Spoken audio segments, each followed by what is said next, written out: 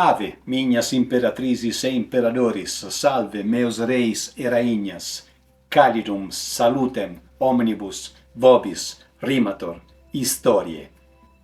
Para quem segue este canal, com certeza já percebeu a minha predisposição pelas lendas romanas. E eu confirmo que estão em plena razão. E que confesso que sobre os 22 séculos de marca romana, até praticamente o fim do Império Romano do Oriente, o meu maior fascínio reside na Roma arcaica e em suas lendas fundadoras. Mais do que a poderosa República ou esplendor do Império, só há histórias de heróis, deuses e os mistérios daquele período primordial que realmente me cativam e alimentam a imaginação.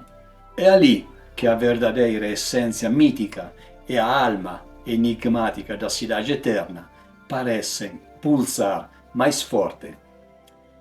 Quando lemos a história romana, o fazemos frequentemente com o chamado benefício da dúvida, ou seja, atribuindo uma dimensão fantasiosa e lendária às ações mais extraordinárias. Algumas vezes, conversando sobre as lendas romanas, na maioria com apaixonados de história em geral, mas aconteceu também com estudiosos ou até estudantes.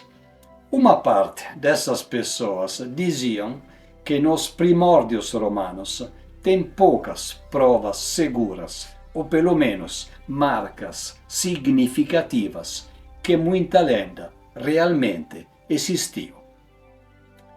Certamente não podia censurá-los, afinal temos sim alguns restos de ruínas associáveis ao sétimo e oitavo século a.C. e atribuíveis à fundação da cidade e à lenda de Rômulo e Remo.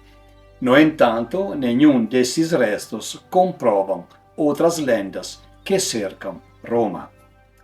Além disso, o primeiro historiador que apareceu na história romana foi Quinto Fábio Pictor, do terceiro século a.C., e foi o primeiro que escreveu em grego sobre a fundação da cidade, mas de qualquer forma, um historiador já bastante distante do oitavo século, quando tudo começou.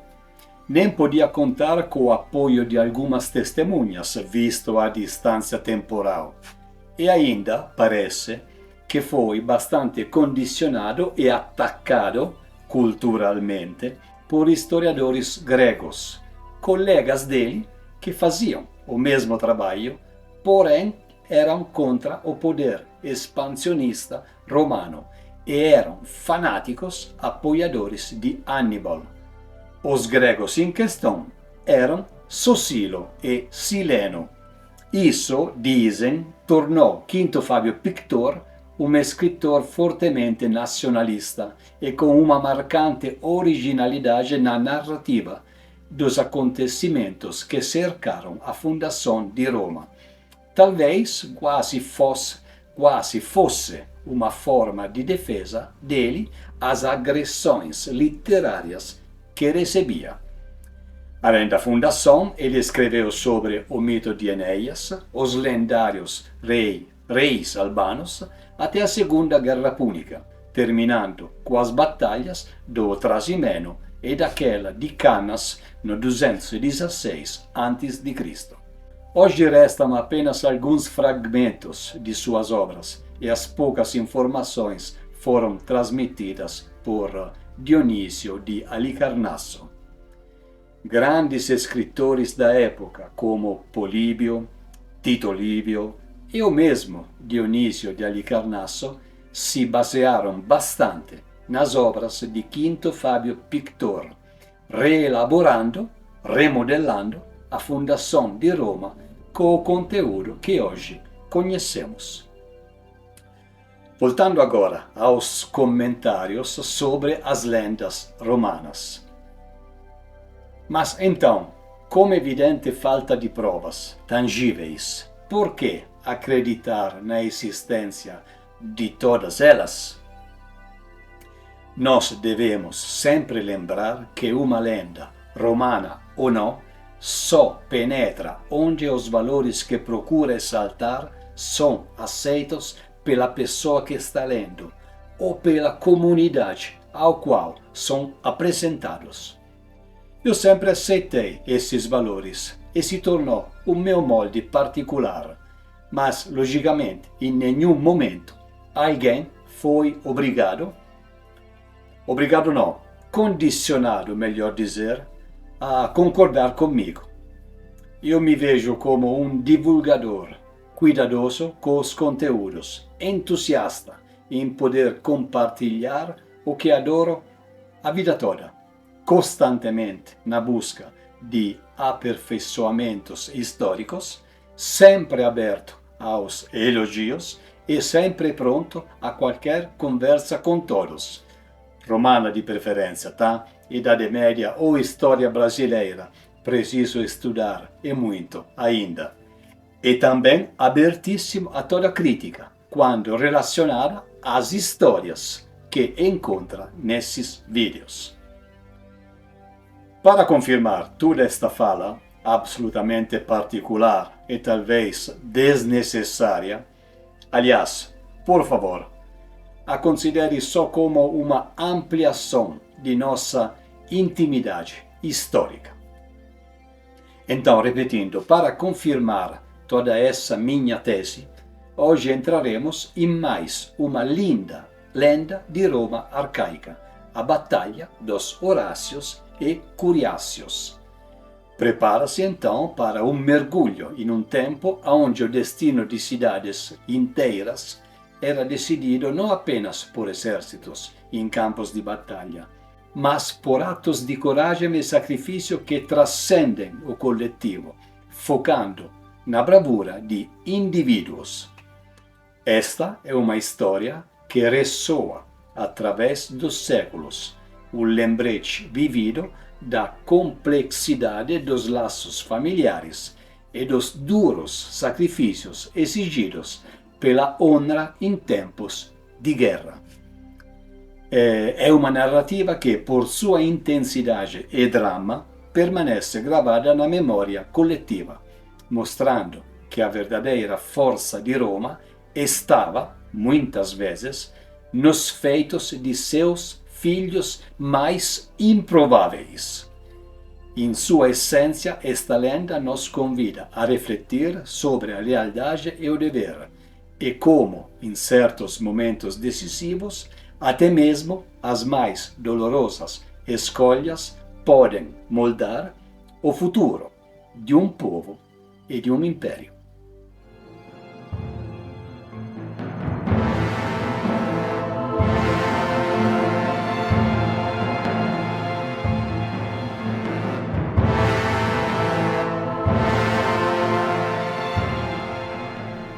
A história dos Horácios e Curiácios é um dos episódios mais emblemáticos e dramáticos da Roma antiga, carregado de simbolismo sobre o dever cívico, o sacrifício e as raízes da identidade romana. A guerra e a rivalidade entre as antigas cidades de Roma e Alba Longa tem suas raízes em ancestrais lendários. A fundação da futura Caput Mundi está intimamente ligada à história de Alba Longa, que foi a cidade fundada por Ascânio, filho de Enéas, o herói troiano, e que surgiu, como relatado por Tito Livio, no Monte Albano. Tudo começou na época do rei Procas, que reinava sobre Alba Longa, um domínio localizado ao sul de Roma e que se estendia até as margens do Tibre. Procas foi o 13º rei lendário de Alba Longa. Ele reinou por 33 anos e tinha 2 filhos, Numitor e Amulio, e que nós conhecemos desde o vídeo que fala da fundação de Roma e que encontra no canal. O herdeiro legítimo de Procas era Numitor, mas ele foi expulso por seu irmão mais novo, Amulio, que astutamente assumiu o trono no seu lugar.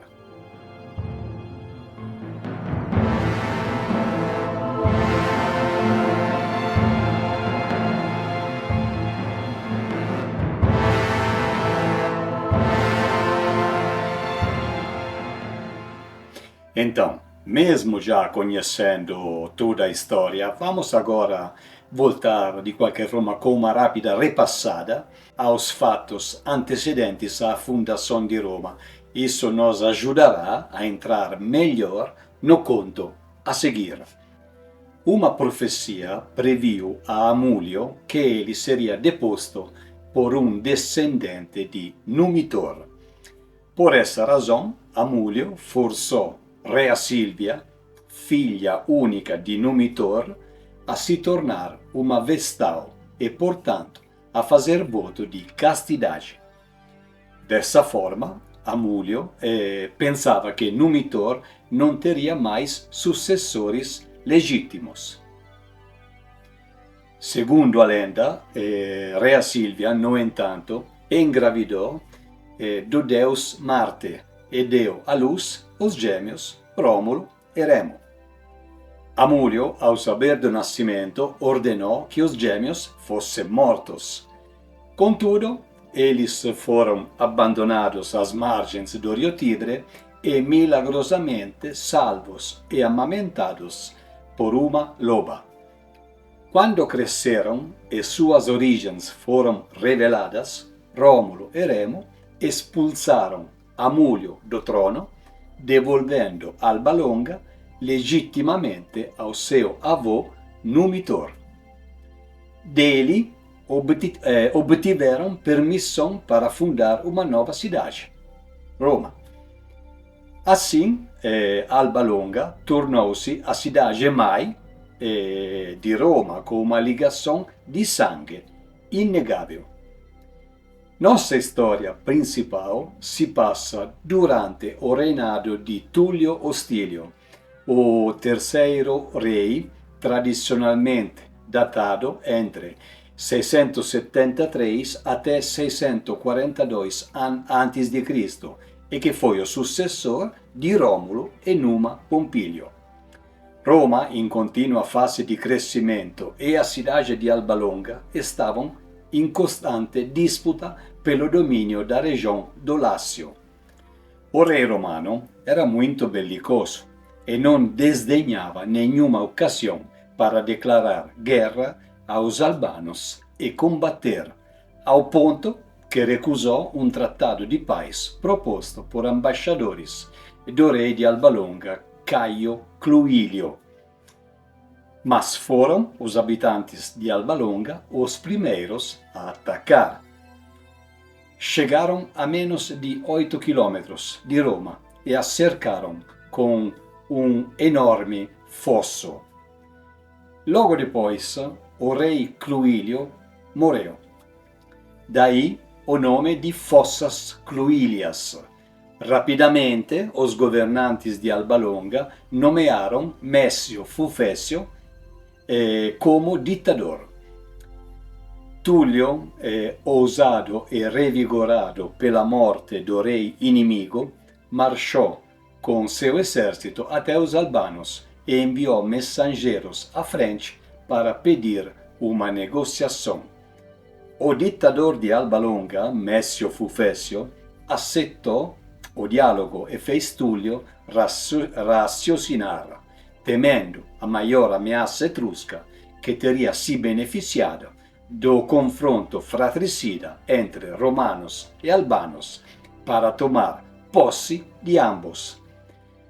Tito Livio escreve detalhadamente no seu Aburbe Condita, livro 1, capítulo 23, as palavras que o ditador albano disse ao rei romano. Acho que ouvi do nosso rei Cluílio que a causa desta guerra foram as ofensas sofridas e a falha em devolver as coisas solicitadas de acordo com o tratado, E tenho certeza de que você também, ó Túlio, apresenta os mesmos pretextos. Mas se devemos dizer a verdade em vez de uma bela mentira, é a sede de poder que leva dois povos, irmãos e vizinhos, às armas. Não pergunto quem está certo ou errado, isso cabia a quem empreendeu a guerra decidir e os albanos me nomearam líder para conduzi-la. Mas, Túlio, gostaria de te lembrar, e tu sabes melhor do que eu, por estares mais perto, quão grande é o poder dos etruscos, que paira sobre nós e sobre ti em particular. Grande é a força deles em terra, muito grande no mar. Lembra-te, quando deres o sinal para a batalha, que eles vigiarão cuidadosamente esses dois exércitos, esperando poder atacar tanto o vencedor quanto o vencido, cansados e exaustos. Portanto, se os deuses forem gentis conosco, visto que não nos contentamos com a liberdade segura e enfrentamos a alternativa arriscada de domínio ou servidão, procuremos um meio pelo qual se possa decidir, sem grande ruína e derramamento de sangue para nenhum dos povos, e qual dos dois comandará o outro.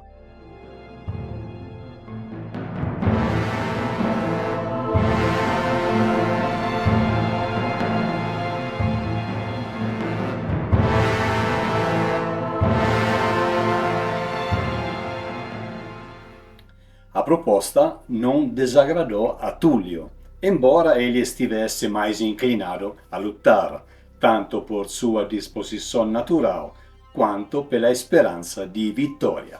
Por isso pediu a Messio Fufécio maiores detalhes.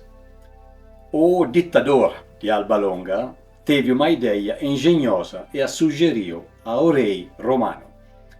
Visto que Roma e Alba Longa compartilhavam, através do mito de Rômulo, uma linhagem sagrada que tornava esta guerra ímpia, uma guerra considerada por todos como profana, para resolver a questão de uma vez por todas, os três guerreiros mais fortes de ambos os exércitos seriam convocados para um desafio singular. Quem vencesse o duelo dentro essas duas equipes de lutadores daria à sua cidade o direito de subjugar a outra. Os escolhidos foram os Horácios, por Roma, três irmãos trigêmeos famosos por sua bravura e patriotismo, e os Curiáceos, por Alba Longa, por coincidência característica de lenda, mais três irmãos trigêmeos igualmente renomados por sua força e coragem. A história se tornou ainda mais trágica por causa dos laços familiares pré-existentes. Uma das irmãs Horácias, Camila, era noiva de um dos três Curiáceos, e uma das irmãs Curiáceas, Sabina, era casada com um dos três Horácios. Isso significava que, independentemente do resultado, ambas as famílias iriam sofrer perdas irreparáveis, com o destino das cidades atrelado ao sangue de seus próprios entes queridos.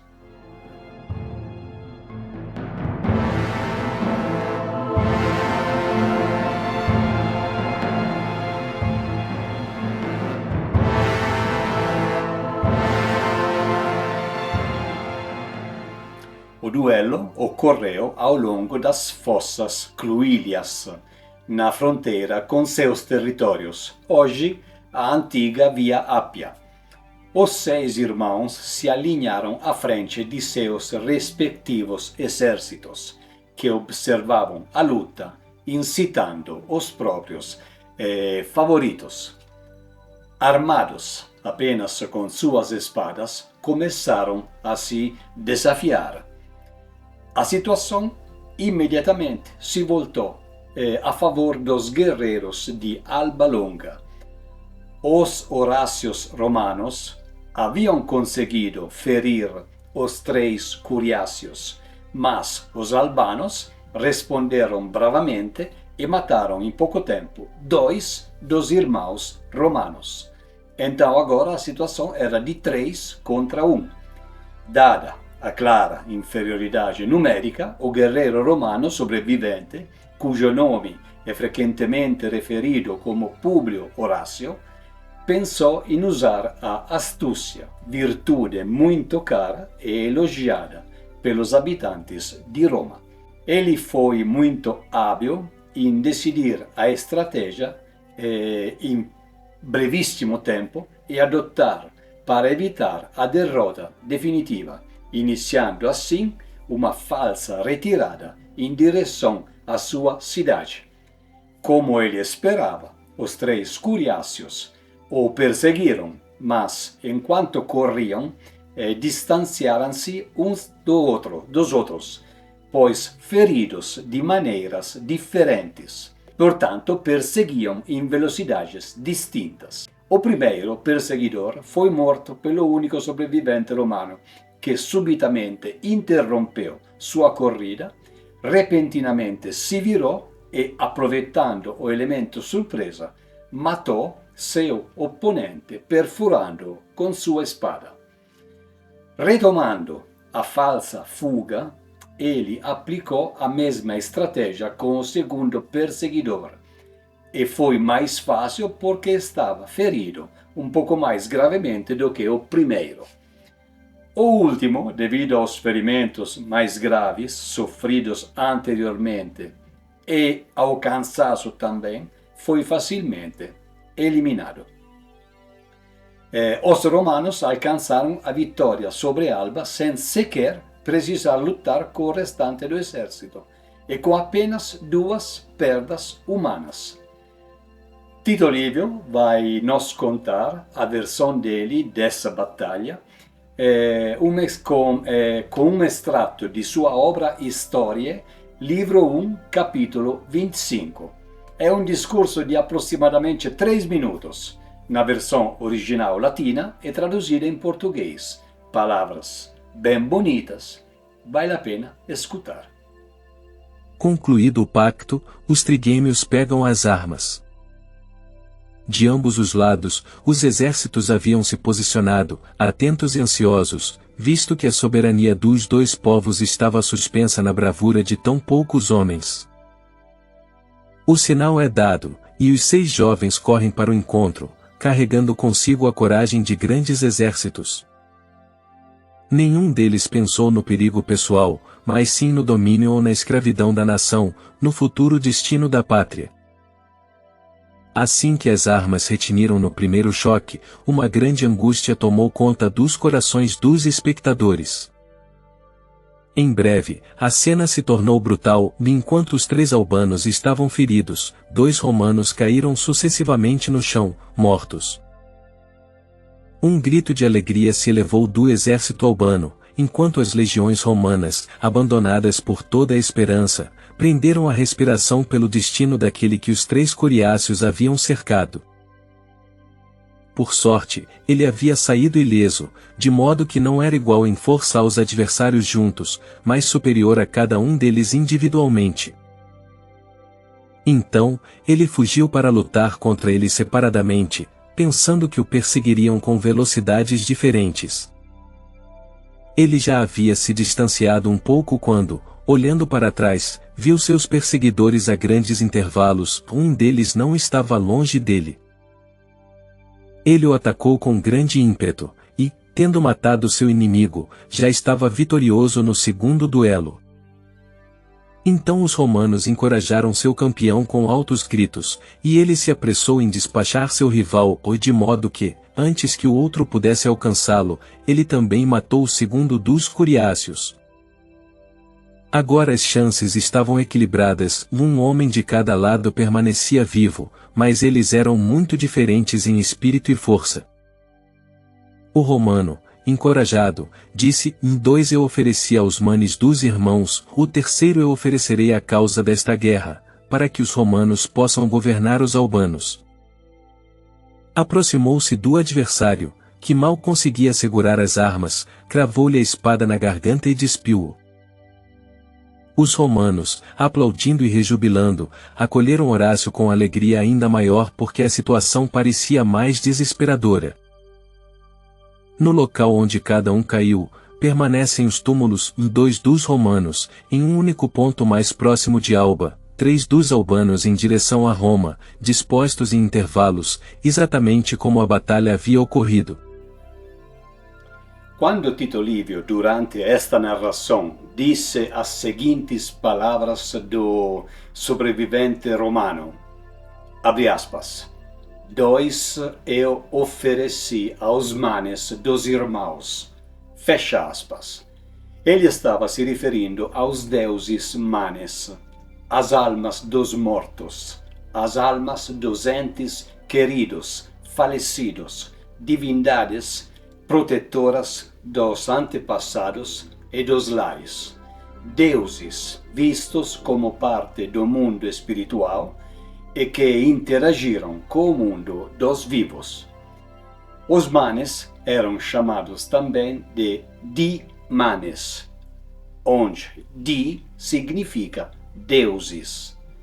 Nos túmulos romanos muitas vezes estão presentes as letras DM, que seriam uma abreviatura de dis manibus, ou seja, dedicado aos deuses manes.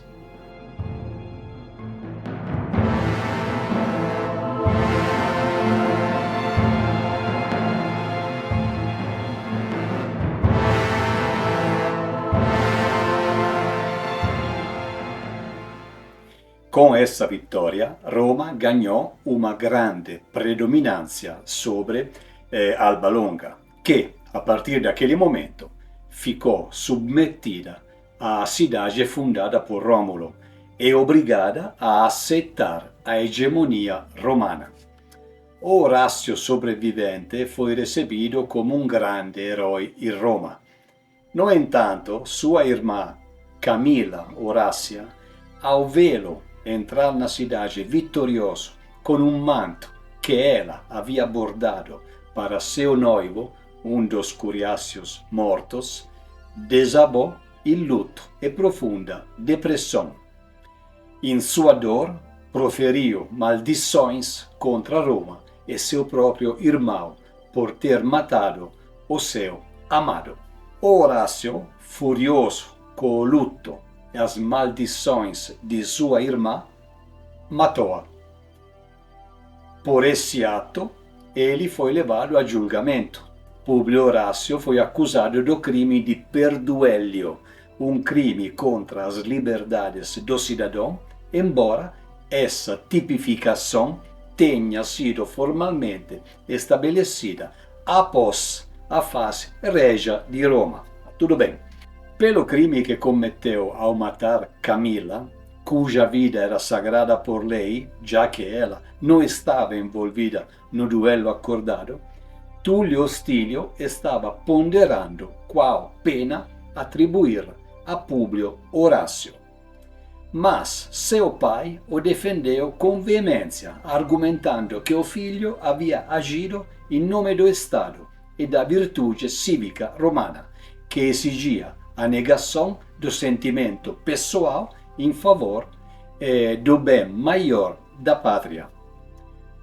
A população, comovida pelos argumentos do pai e pela recente e gloriosa vitória, acabou convencendo o rei a absolvê-lo, transformando-o num símbolo do sacrifício individual pela causa da República nascente. Ele foi obrigado a passar sob um jugo chamado de Tigillum Sororium, como um ato simbólico de purificação. Segundo a tradição romana, o Tigillum Sororium era uma viga de madeira colocada entre dois postes, sob a qual o sobrevivente Horácio era obrigado a passar como um rito de expiação, passando sob o jugo por ter matado sua irmã Camila. Este Tigillum Sororium se tornou de fato o primeiro arco construído em Roma e teria sido colocado próximo aos altares dos deuses Juno e Jano, como nos conta Dionísio de Halicarnasso no seu Antiquidades Romanas, livro 3, capítulo 7, parágrafos 4 e 5. Nos anos seguintes, soldados romanos passavam sob este mesmo arco de madeira, todo dia 1º de outubro, portanto, no final da temporada de guerra, antes do frio invernal, sempre visto como ato de purificação.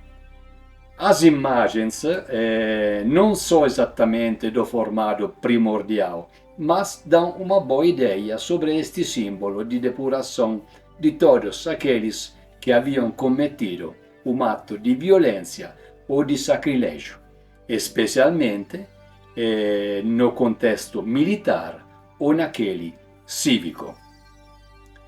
Um símbolo praticamente que nasceu com esta lenda dos Horácios e Curiácios e que perdurou por 6-7 séculos, como escreve Tito Livio, provavelmente até a chegada de Augusto, quando o visionário imperador transformou Roma em uma cidade de mármore.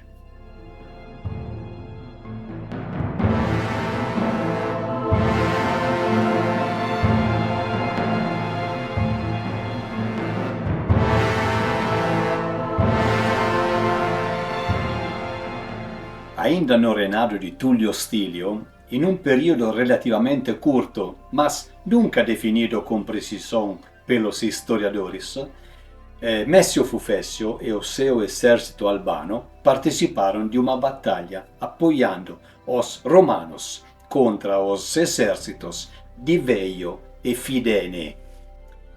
Contudo, durante a luta, Messio Fufessio, com certeza não satisfeito pelo êxito do duelo entre os 6 guerreiros, acabou traindo Tullio Stilio e seu exército, lutando em nome das forças inimigas dos romanos. Mesmo com a traição, o exército romano de Tullio Stilio venceu a batalha. No final, o rei romano, já ciente da traição do comandante de Alba Longa, fingiu ignorá-la e convidou os albanos e Messio Fufessio a partilharem o mesmo acampamento para as celebrações da vitória.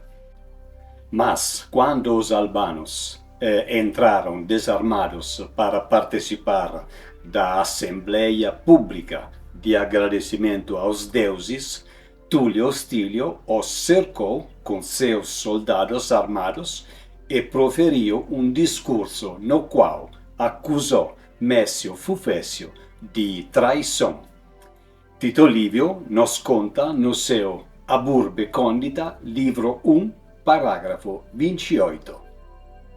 Metius Fufetius, se você fosse capaz de aprender lealdade e respeito pelos tratados, eu o deixaria viver e você poderia vir a mim para ter aulas.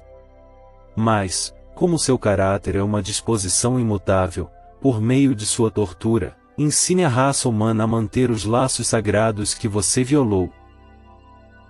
Portanto, assim como há pouco sua mente estava dividida entre Fidene e Roma, agora é a sua vez de ser dividida em corpo. No anno 673 a.C., Messio Fufessio foi esquartejado. A gloriosa Alba Longa foi totalmente destruída e nunca mais voltou nas páginas da história. Seus habitantes foram transferidos para Roma, mas não como escravos, mas sim como novos moradores, e se estabeleceram no Monte Célio. Isso contribuiu significativamente para o crescimento populacional da cidade de Roma, cancelando também qualquer possibilidade de vingança futura por parte dos sobreviventes albanos. Essa lenda, embora possa ter elementos factuais, é antes de tudo uma narrativa moral que ajudou a moldar a identidade e os valores romanos. enfatizando a lealdade à cidade acima de tudo. Como elementos factuais, podemos colocar o Tigillum Sororium e a Pila Oratia, uma coluna simples de tufa, onde foram afixados os despojos dos Curiáceos. Esses monumentos, ambos mencionados por Livio, ainda como existentes em sua época também, e ambos associados a essa nossa história, mesmo que não sejam uma prova da veracidade literal de cada detalhe da lenda, sugere que havia uma tradição oral ou ritual firmemente estabelecida e que explicava sua origem através dessa história. Eles serviam como pontos de referência e lembranças de um evento fundador. E a história dos Horácios e Curiáceos é um poderoso mito fundador sobre a prioridade do dever cívico e do sacrifício pela pátria, sempre acima dos laços familiares e dos sentimentos pessoais. O Horácio sobrevivente se tornou um exemplo da virtus romana, virtude, coragem e dever, e da disciplina militar também. Segundo a lenda, o sepulcro dos Horácios e Curiáceos, situado in Albano Laziale e localizado na antiga Via Appia, é um monumento arquitetônico único, comparável apenas às urnas etruscas da cidade toscana de Volterra. Tradicionalmente, esta estrutura, localizada na Via Appia, é associada aos guerreiros dessa nossa história, simbolizando a paz pós-batalha entre Roma e Alba Longa. Contudo, segundo alguns historiadores de séculos recentes, essa associação é historicamente improvável, pois o sepulcro foi construído no século I a.C., 6 séculos praticamente após a batalha. Este episódio da história romana inspirou diversas obras de arte ao longo dos séculos, sendo as mais famosas a batalha entre Horácios e Curiáceos do pintor italiano Cavalier d'Arpino, feita entre os anos 1612 e 1613 e conservado no Palazzo dei Conservatori in Roma, e o Juramento dos Horácios, do 1784, do pintor francês Jacques-Louis David, conservado no Louvre de Paris e que captura o momento dramático em que os irmãos juram lealdade ao pai e a Roma antes do combate.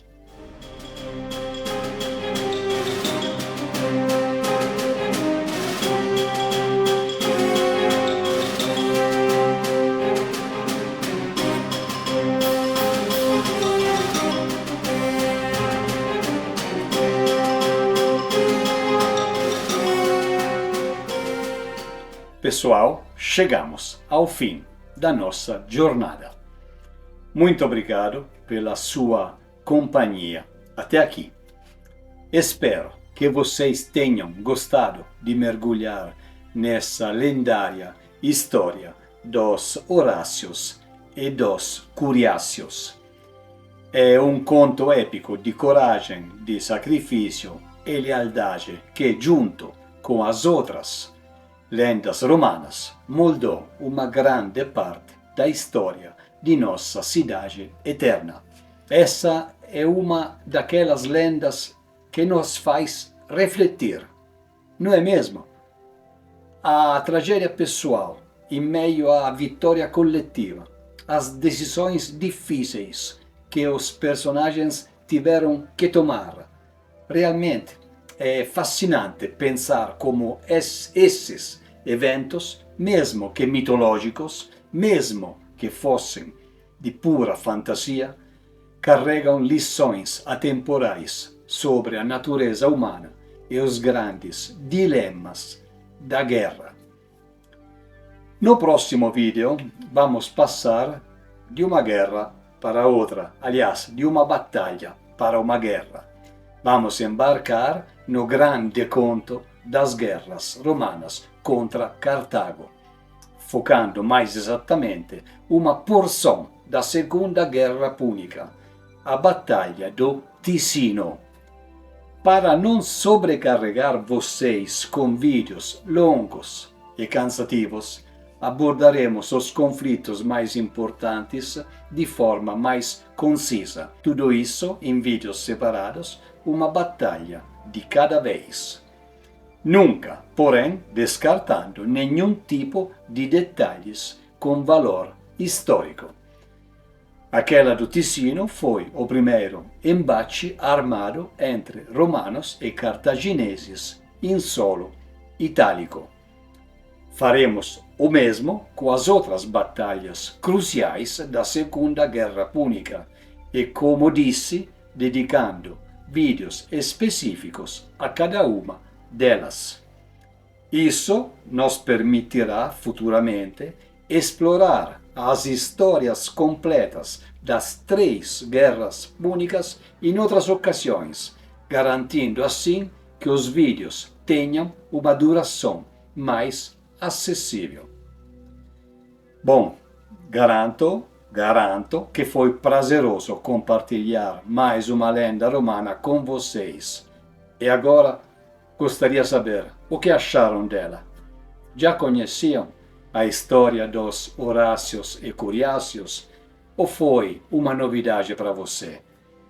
E qual foi o momento que mais chamou sua atenção? Deixem seus comentários aqui embaixo, pois adoraria saber a opinião de cada um.